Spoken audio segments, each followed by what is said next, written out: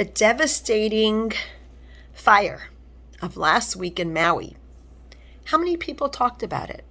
Didn't find too many people really telling us anything about it. It was really bad.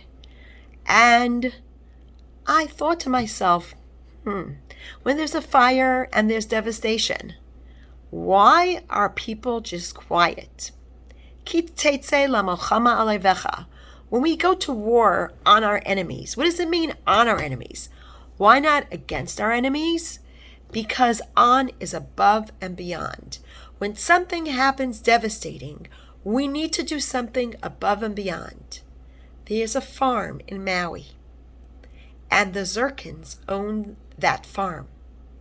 When the devastation happened, there was a couple with 5 children that went on vacation. They went to the farm and then tried to go back to their hotel. And there was no way of them getting back because it was a devastating fire.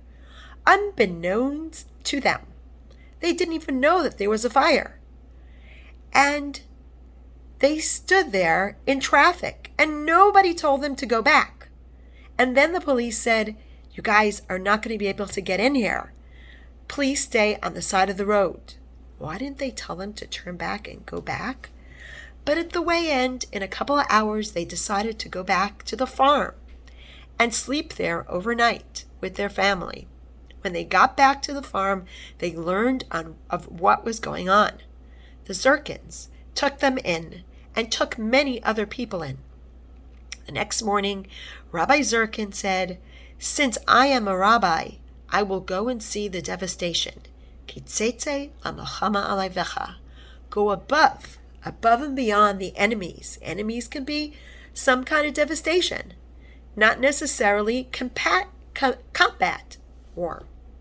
And so he went back and he found all the belongings of all the people that were displaced and brought to his farm.